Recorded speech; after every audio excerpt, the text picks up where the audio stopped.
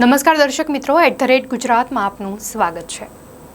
એક સમય હતો કે આજે ગીરમાં જોવા મળતા સિંહ ભારત સિવાય અરેબિયા, પર્શિયા જેવા દેશોમાં પણ જોવા મળતા, પરંતુ કાળક્રમે સિંહોના શિકાર અને તેના કુદરતી નિવાસસ્થાનો નષ્ટ થવાના લીધે આજે એકમાત્ર ગુજરાત અને ગીરમાં સિંહો જોવા મળી રહ્યા છે। સિંહ, સાવજ, ઊંટિયો વાઘ, બબ્બર શેર, કેસરી, ડાલામથ્થા જેવા ઉપનામોથી ઓળખાતા એશિયાઈ સિંહ એ આખા વિશ્વમાં માત્ર ગુજરાતના સૌરાષ્ટ્ર વિસ્તારમાં આવેલા ગીર અભયારણ્યમાં જોવા મળે છે। વર્ષ 1980થી ગીર એશિયાઈ સિંહોના એકમાત્ર નિવાસસ્થાન તરીકે સુપ્રસિદ્ધ થયું છે। એશિયાઈ સિંહ માત્ર ગુજરાતનું જ નહીં, એશિયાનું પણ ગૌરવ છે। ગુજરાત સરકારના વન વિભાગ દ્વારા દર 5 વર્ષે સિંહની વસ્તી ગણતરી થાય છે, જે અંતર્ગત એશિયાઈ સિંહનો આગામી 16મો વસ્તી અંદાજ 2025 સંભવિત 10 થી 13 મે દરમિયાન 2 તબક્કામાં યોજવામાં આવશે, જેમાં પ્રાથમિક વસ્તી અંદાજ મે મહિનાની તારીખ 10 થી 11 અને આખરી વસ્તી અંદાજ તારીખ 12 થી 13 મેના રોજ હાથ ધરાશે। આ વસ્તી અંદાજની કામગીરી સિંહ અસ્તિત્વ ધરાવતા રાજ્યના 11 જિલ્લાના 58 તાલુકાના કુલ 35,000 ચોરસ કિલોમીટર વિસ્તારમાં ડાયરેક્ટ બીટ વેરિફિકેશન પદ્ધતિથી કરવામાં આવશે। રાજ્ય સરકાર દ્વારા એશિયાઈ સિંહોના સંરક્ષણ માટે ગ્રામ્ય કક્ષાએ ઇકો ડેવલપમેન્ટ કમિટીની સ્થાપના, વન્ય પ્રાણી મિત્ર નક્કી કરવા, નિયમિત સમયાંતરે નૈસર્ગિક શૈક્ષણિક કેમ્પનું આયોજન, ગીરની વનસ્પતિ સૃષ્ટિ તેમજ તૃણાહારી જીવન સૃષ્ટિનું નિરીક્ષણ, દેખભાળ તેમજ કૌશલ્યવાન માનવબળ સાથે સ્થાનિક લોકોનો સહકાર લેવો જેવા અવિરત પ્રયાસો કરવામાં આવે છે, જેના પરિણામે સિંહોની પ્રત્યેક વસ્તી ગણતરી વખતે તેઓની સંખ્યામાં સતત વધારો નોંધાયો છે। કેન્દ્ર સરકાર દ્વારા શરૂ કરાયેલ મેક ઇન ઇન્ડિયાના લોગોમાં એશિયાઈ સિંહ સ્થાન પામ્યો છે, ત્યારે વન વિભાગે પણ સિંહોના આશ્રય સ્થાનમાં વધારો કરવાનો નિર્ણય લીધો છે, જે અંતર્ગત ગત વર્ષથી સિંહોને વૈકલ્પિક આશ્રય સ્થાન રૂપે બરડા અભયારણ્યમાં વસાવવા તેનો વિકાસ કરાઈ રહ્યો છે।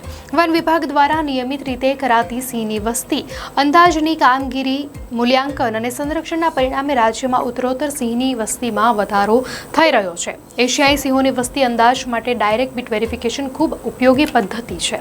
આ પદ્ધતિથી આંકડાકીય વિશ્લેષણ અને અમલીકરણમાં સરળતાના લીધે લગભગ 100% ચોકસાઈ મળે છે, તેમજ માનવ ભૂલનો અવકાશ લગભગ શૂન્ય રહે છે। 3 દાયકા કરતાં પણ વધારે સમયથી અમલી આ પદ્ધતિ જંગલો, ઘાસના મેદાનો, દરિયાકાંઠાના વિસ્તારો, રેવન્યુ વિસ્તારોમાં અસરકારક અને અનુકૂળ રીતે કામ કરે છે।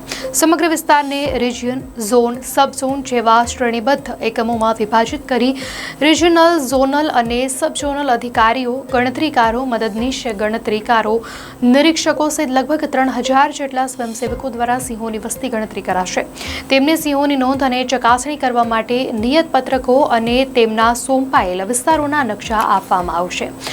આ પત્રકોમાં અવલોકનનો સમય, હિલચાલની દિશા, લિંગ, ઉંમર, શરીર પરના કોઈ અન્ય ઓળખ ચિહ્નો, GPS લોકેશન, ગ્રુપ કમ્પોઝિશન વગેરે વિગતો નોંધવામાં આવશે। સિંહોની વ્યક્તિગત ઓળખ કરવા માટે હાઈ રિઝોલ્યુશન કેમેરા ટ્રેપ્સ જેવા વિવિધ ટેકનોલોજીકલ સાધનોનો ઉપયોગ થશે।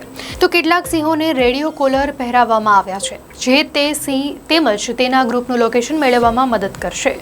સિંહ અવલોકનના રિયલ ટાઈમ ડેટા એન્ટ્રી કરવામાં મદદરૂપ થાય તે માટે ઈ-ગુજ ફોરેસ્ટ એપ્લિકેશનનો ઉપયોગ પણ કરાશે, જેમાં GPS લોકેશન અને ફોટાનો સમાવેશ થવાથી ચોકસાઈ અને કાર્યક્ષમતામાં વધારો થશે।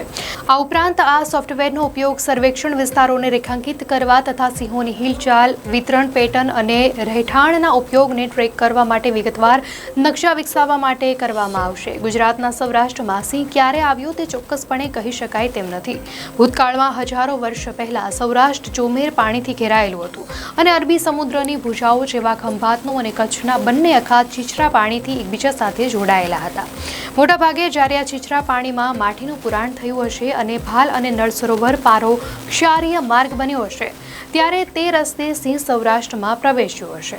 સૌથી જૂનામાં જૂની અપ્રત્યક્ષ સાબિતી ચંદ્રગુપ્ત બીજાની છે।